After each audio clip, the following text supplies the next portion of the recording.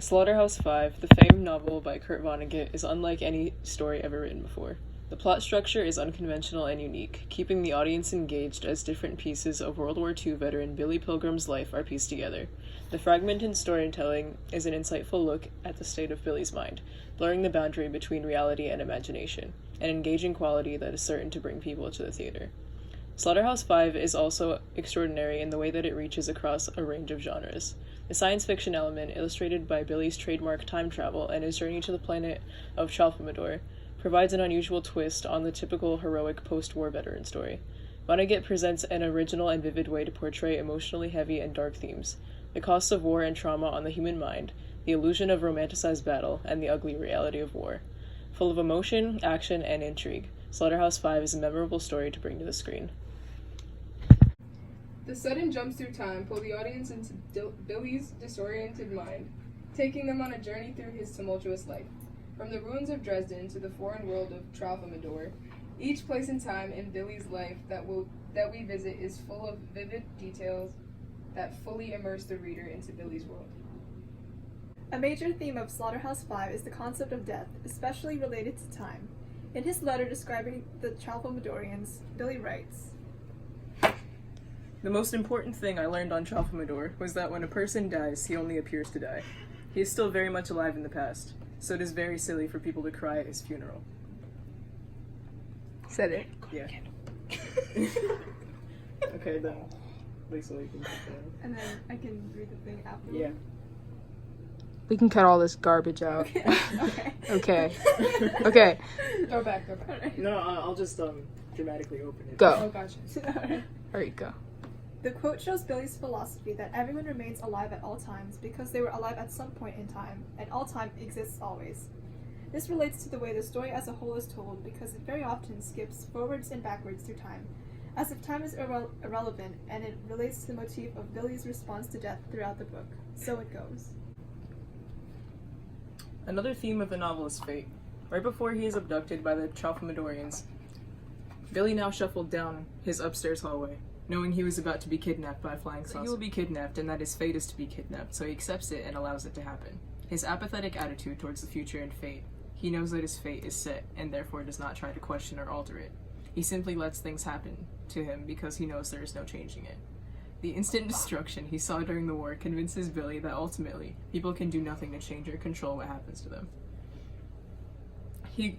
For example, he expects and accepts his assassination that is yet to come, and he knows it will happen and fully comprehends and accepts his fate. Slaughterhouse 5 is full of interesting characters. Billy is the main protagonist and a dynamic character, while fellow prisoner of war Roland Weary is his foil.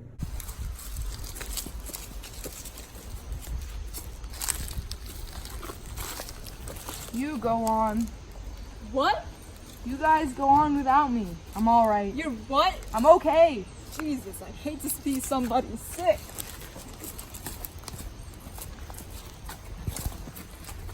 Here he is, boys. He don't want to live, but he's gonna anyway. And when he gets out of this, by God, he's gonna owe his life to the Three Musketeers.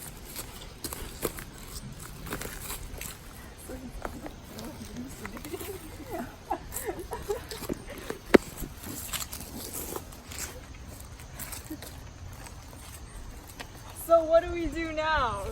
Sorry, we won't wait for you guys anymore. You'd better find someone else to surrender to.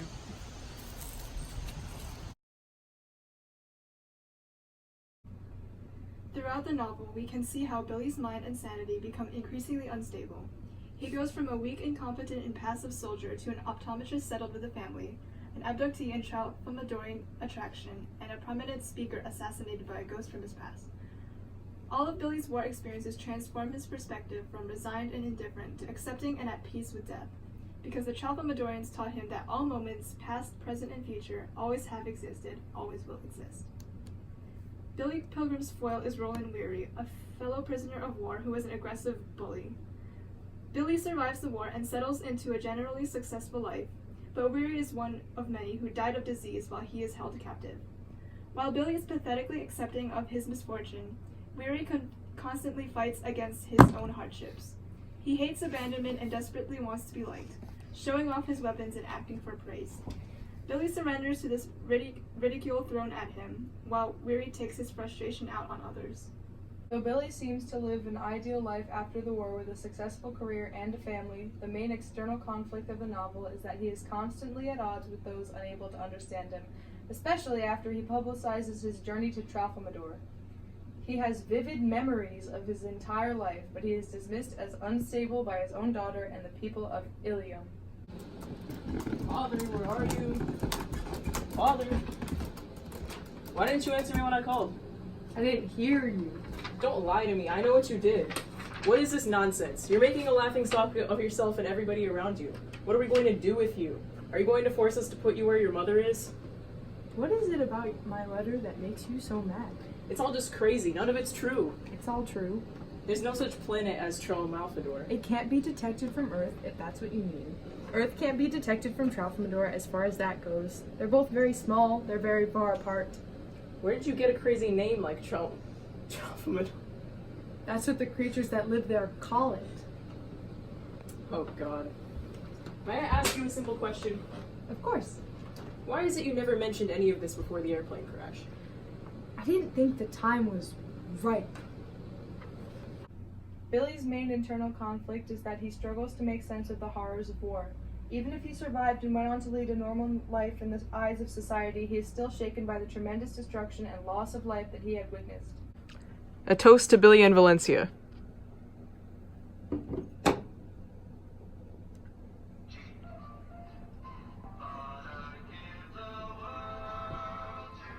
Oh my god, are you okay? Yes. You look so awful. Really, I'm okay. And he was too. Except that he could find no explanation for why the song had affected him so grotesquely. He had supposed for years that he had no secrets from himself. Here was proof that he had a big secret somewhere inside, and he could not imagine what it was. You look as though you'd seen a ghost. No. Can I make a guess? You saw through a time window. A what? He suddenly saw the past or the future. Am I right? No.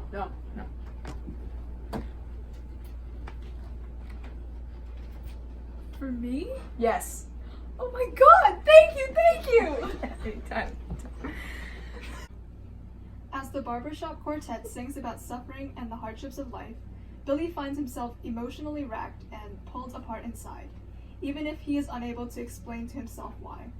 The song reminds Billy of the morning after the bombing of Dresden, when the shocked expressions of the prisoner guards reminded Billy of a barbershop quartet singing. Though Billy appears to accept all of the events he witnesses, he is still traumatized by his memories and lives out his life not knowing how to make sense of them. Go. The plot of the novel is unusually structured as Billy jumps through time, but viewers can gradually piece together the story of Billy's life and Dresden.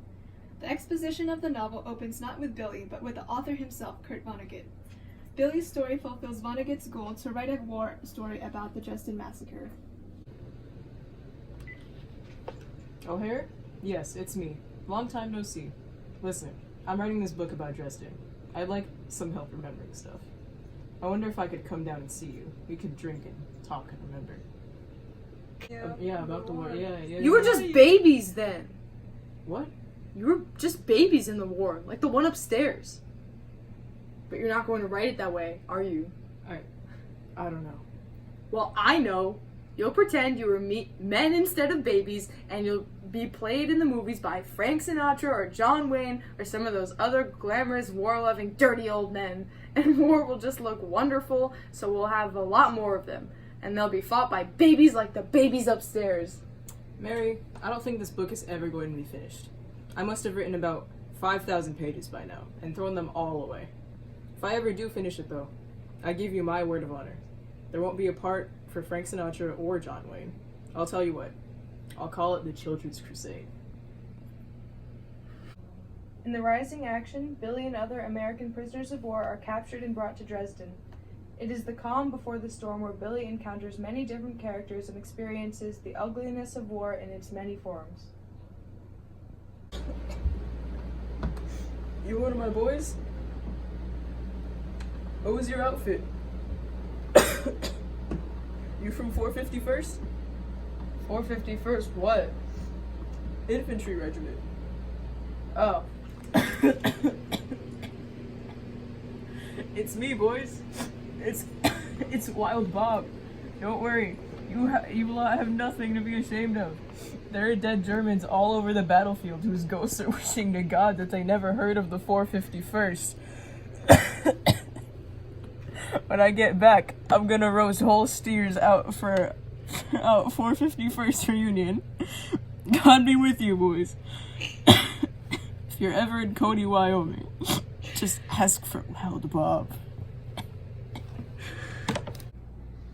The climax and catalyst of the novel's plot is the Massacre of Dresden. This event holds powerful imagery and connections to the book's perspectives on war and its destruction. The Slaughterhouse is a place of murder and gruesome death, and it symbolizes these aspects of war. Ironically, the Slaughterhouse spares Billy from Dresden's destruction, which is the climax of the novel, and Billy's war experience.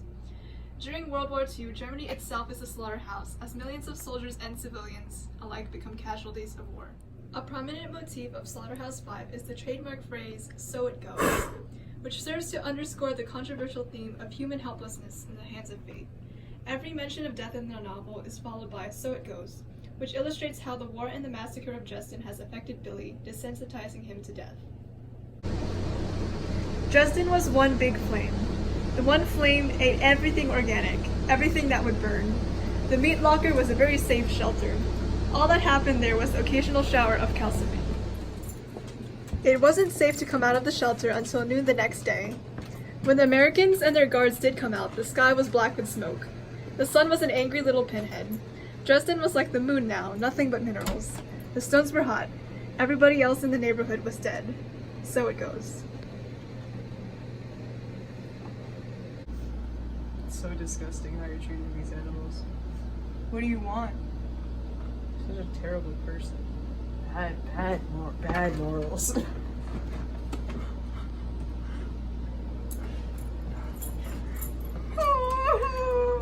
I'm crying. The following action consists of Billy's life after he returns home from war, including the ways that he reacts to and copes with his experiences. The next major event in Billy's life is his abduction by the Tralfamadorians. Their philosophy helps him make sense of his traumatic experiences and defines his attitude towards life and fate.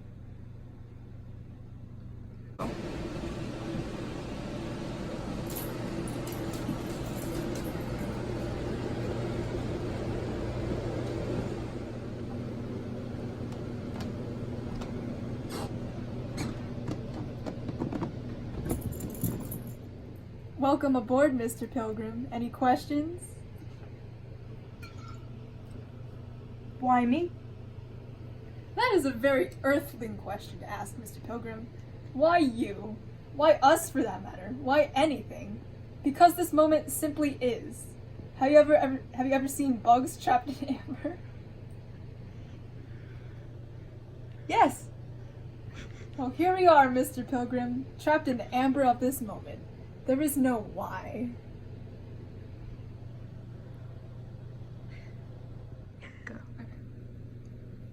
Several years after the war, the denouement is when Billy finally meets his death. He knew long before the moment arrived how he was going to die, assassinated by one of Lazaro's men following a speech in Chicago about his experiences in Tralfamador. Enjoy life while you can, Billy Pilgrim. Nothing's gonna happen for maybe 5, 10, 15, 20 years. But let me give you a piece of advice. Whenever the doorbell rings, have somebody else open the door. People of Chicago, I have told you many things about the Tralfamadorians and the true nature of time, and I guarantee you that in an hour from now, I will be dead. So it goes. Okay. It is high time I was dead.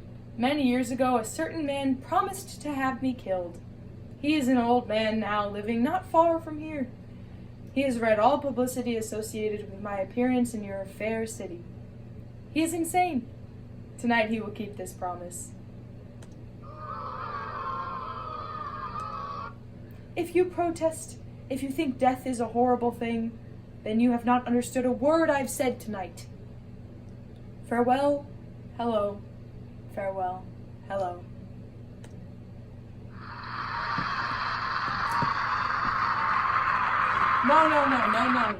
No security guards. It's time for you to go home to your wives and children, and it is time for me to be dead for a little while, and then live again.